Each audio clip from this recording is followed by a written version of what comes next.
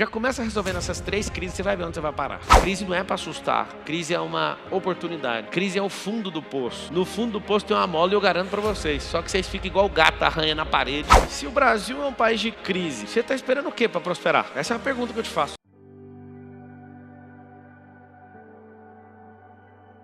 O que é crise? Você vai escrever assim, ó. Ela é oportunidade ou uma maldição. A pessoa escolhe. Por que as famílias se desfazem? Porque as pessoas não sabem o que é crise. Por que os países viram Venezuela? Porque ninguém consegue antever crise de verdade. Por que realmente você não prosperou verdadeiramente até hoje? Porque você não sabe o que significa crise. Se você soubesse, ia surfar. Crise é uma tempestade. Tem gente que está afogando, tem gente que está surfando, tem gente que está embarcado, tem gente que está dando aula de surf na tempestade. Tem gente que está vendendo motor de barco na tempestade. Mas tem gente que está chorando tanto, e esse povo que está chorando é o que está produzindo a água da tempestade. O que você tem que aprender? Ser um dominador de crise. Quando eu comecei a perceber bastante sobre crise, eu fiz algo dentro do meu coração. Já que a crise é um negócio que eu gosto e é uma grande oportunidade, eu não vou ficar nem um segundo perdendo minha vida com isso. Na verdade, eu tenho que corrigir. Eu fico 5 segundos. Quando eu fico muito puto com qualquer pessoa, eu fico 5 segundos. 5, 4, 3, 2, 1. Cada um tem a vida que merece. Eu falo, deixa um pouquinho, todos vocês. Fala assim, ó. Eu sou dono das crises. E as que você não for dono, você entra de sócio. Porque todas que você for escravo, você pode perder a sua vida, seu patrimônio, sua família, pode perder tudo. Crise não é para assustar. Crise é uma oportunidade. Crise é o fundo do poço. No fundo do poço tem uma mola e eu garanto para vocês. Só que vocês ficam igual gato arranha na parede do poço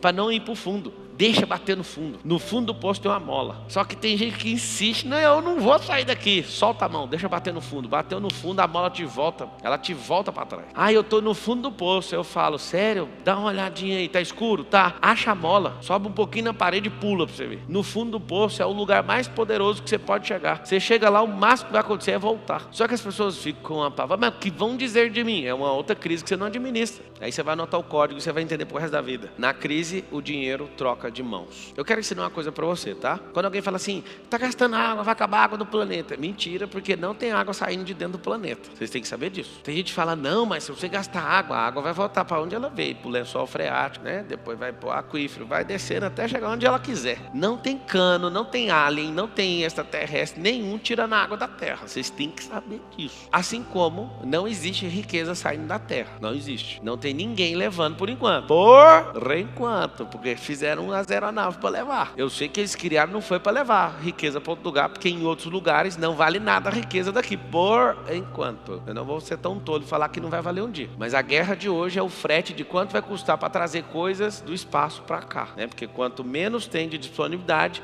aí vai gerar outra crise aqui na Terra. Quem que tem esses negócios? Ah, veio de qual planeta? Né? Isso aqui é de Marte. Ah, então isso aqui vale tanto. Vai gerar outras crises. Na crise o dinheiro troca de mão. O que significa isso? Quem emocionalmente não consegue suportar o período, tem a obrigação de transferir ou dinheiro, ou atenção, ou patrimônio, ou seja lá o que for. Por que você tem que liderar nas crises? A maior crise que existe é a sua. Brasil, o mundo hoje tem 7,8 bilhões de crises. O que significa isso? Imagina o caos que não é isso. 7,8 bilhões de crises. O que significa isso? Uma crise para cada cabeça. Cada pessoa vive a sua crise. A crise de não emagrecer, de não prosperar, de não estudar. Imagina as múltiplas crises dentro da sua própria cabeça. Agora imagina quando um povo inteiro entra numa crise. Aí exponencializa esse negócio. É na crise que o dinheiro troca de mãos. Dinheiro é o quê? Uma energia de troca. Você, por exemplo, que troca 180 horas de trabalho pelo dinheiro que você tem que viver naquele mês, e se você não colocar data para acabar com esse negócio, você vai viver em crise. Porque você vai assistir pessoas, ainda mais na internet. Se não tivesse a internet mostrando riqueza, talvez alguns de vocês nunca acreditariam que teria como prosperar. Se ninguém nunca tivesse escrito um livro, se você nunca tivesse assistido uma palestra offline dessa, sem transmissão, se você nunca tivesse assistido um filme de Hollywood, se você nunca tivesse visto ninguém no Instagram, no Facebook, no Orkut, no Fotolog, não sei aonde, qualquer plataforma, se a internet não existisse, se ninguém contasse para você no telefone, você nunca na sua vida ia prosperar. Você sabe disso ou não? Aí você vai notar, então tem crise boa, tem crise ruim. A ruim é que eu não administro, a boa é que eu estou no comando. A única diferença é essa. Quem criou uma crise no mercado de eletrônicos mundial? Foi o Elon Musk? Não, foi o Steve Jobs. A maior empresa de telefonia do mundo tinha o BlackBerry, tinha todas as teclas. Interessante o telefone. Aí ele falou, o que eles têm de melhor? É porque é o único celular, é o único smartphone que tem as teclas todas, igual o teclado de computador. Aí ele falou, então nós vamos fazer um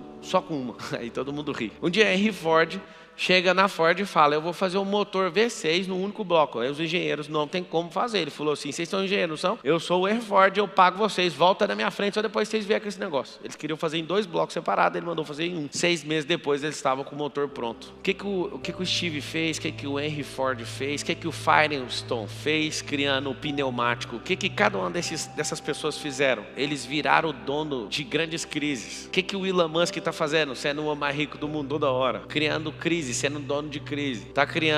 Ele criou a SpaceX, criou uma crise dentro da Super NASA. Quando o Elon Musk investiu tudo que tinha, a venda de 2 companhias para enviar coisas para o espaço, ele pegou até o dinheiro pessoal e acabou com o dinheiro tudo. O primeiro lançamento explodiu, o segundo lançamento explodiu. Uma crise atrás da outra. O último lançamento, ele ia quebrar de vez. Os grandes nomes da NASA falaram, o Elon Musk é um idiota. Assiste esse vídeo para te dar energia. Alguém assistiu? O Elon Musk chora. O maior grupo do mundo de automobilístico chama-se Volkswagen. Esse grupo poderoso treme quando vê o nome do Elon Musk. Os grandes de todos os tempos são os criadores das crises que nós temos. Os caras que inventam televisão significa do grego e do latim, 2 palavras juntas, televisão, tele é distante, visão é de ver. Aí o cara cria uma transmissão de uma visão distante, isso significa televisão. Cria uma crise, você tem que comprar uma televisão. Vai ter Copa do Mundo agora, você nem precisa de ter outra televisão, mas você tem que comprar uma maior, porque estão gerando uma crise para você. Alguém gerou uma crise para o país, vamos escolher o Brasil para sediar a Copa do Mundo, para a gente gastar bilhões de dólares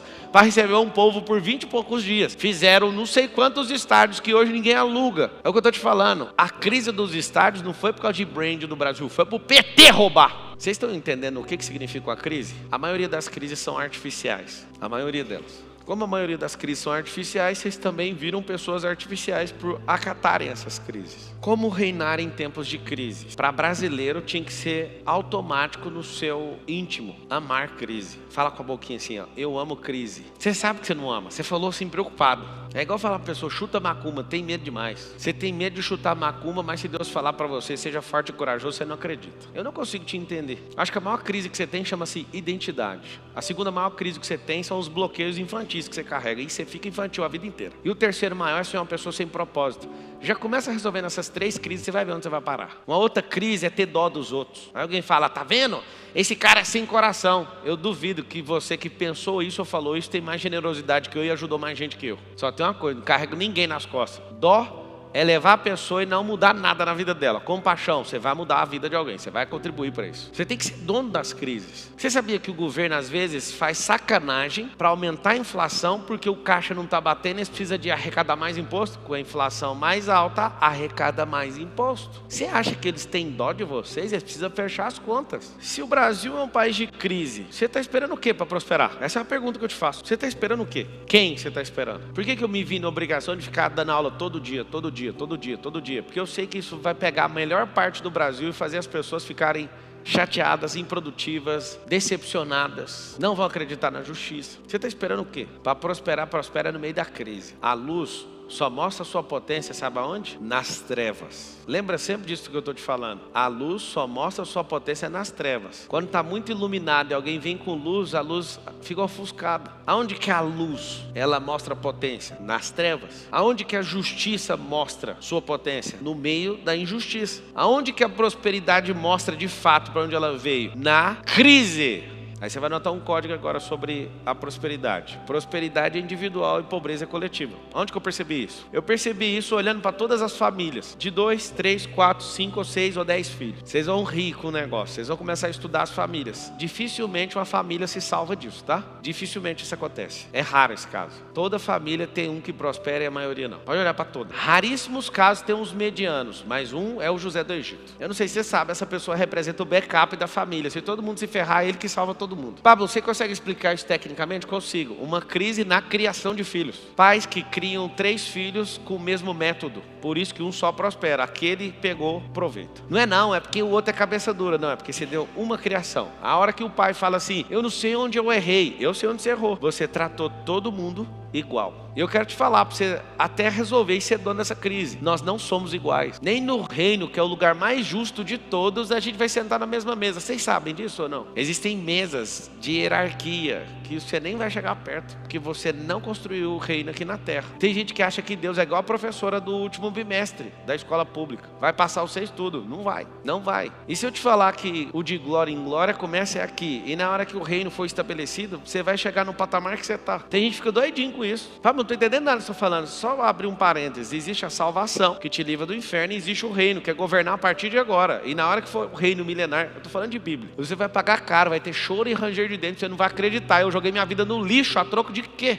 Quais são as crises? Você tem crise espiritual, porque Deus às vezes não te responde. Ou então você não entende que o não é uma resposta. Eu acho isso máximo. As pessoas acham que Deus responde só quando é sim para você. Na verdade Ele responde não, e você ignora, como se Deus tivesse calado. Ele falou não. Fala com a boca assim, ó, não também é resposta. Pera aí, você ama crise mesmo? Dá para ver na minha cara que eu gosto ou não? Mas é muito. Pablo, você está sendo perseguido, tiraram a sua eleição. É só uma crise. A gente domina sobre isso. Amanhã eu vou começar a apertar uns botões. Eu estou aqui pensando, ou você está mandando ou você está sendo escravo numa crise. Tem como você aprender, parar de virar a mão e ficar só na posição daquele que recebe, porque é na crise que se balança os mercados, é na crise que balança a nação, é na crise que você fica mais próspero. O povo judeu, toda vez que era perseguido, ficava mais forte. Quando era hebreu, lá no Egito, eles apanhavam e ficavam mais forte, mais robusto. Antifragilidade. Não foi o Nassim Nicholas Taleb que criou a teoria da antifragilidade, foi o povo judaico. Quanto mais batia, mais forte ficava. E aí o que acontecia? Esse povo falava, pai, na Alemanha falaram assim, ó, nós vamos proibir judeu de comprar imóvel. Aí os judeus, tá bom, nós não podemos comprar imóvel? Não, vamos fundar o sistema financeiro então, nós emprestamos dinheiro para vocês pagam juros para nós. Não compraram os imóveis, fundaram o sistema financeiro mundial. Vai mexer com esse povo não, moço. Quem tem identidade, quem vive se desbloqueando e quem tem propósito, prospera. A prosperidade,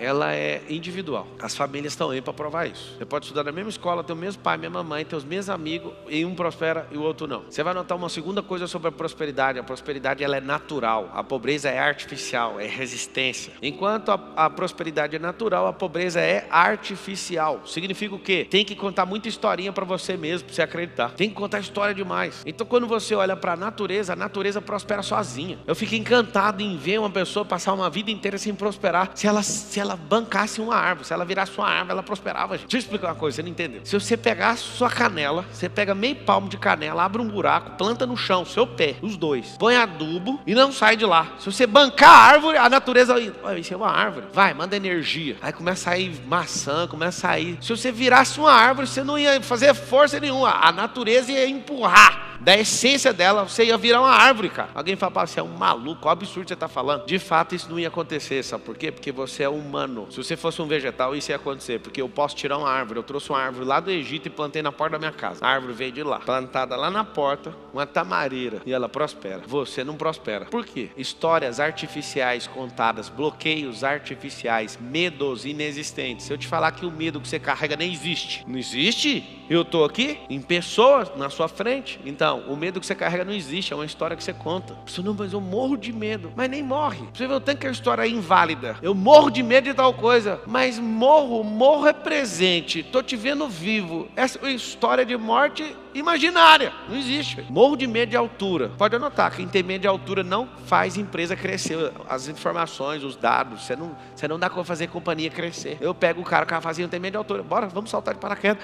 Você que morre de medo, deixa eu falar uma coisa. É alguém que fica te escravizando, algemado com você, mas na hora que você fala, eu vou fazer, ele fala, vou soltar a algema, vou esperar você descer. O medo fica lá torcendo para tudo dar errado, mas ele não salta com você. Convida o medo para saltar de paraquedas, ele não vai. Quem vai é você. Aí alguém fala, vai sim, não vai, porque quem tem medo fica lá embaixo. Quem é dominado pelo medo fica lá embaixo. Quem já subiu, o medo fala, vai lá, tô te esperando aqui, pode ficar. Pode ir.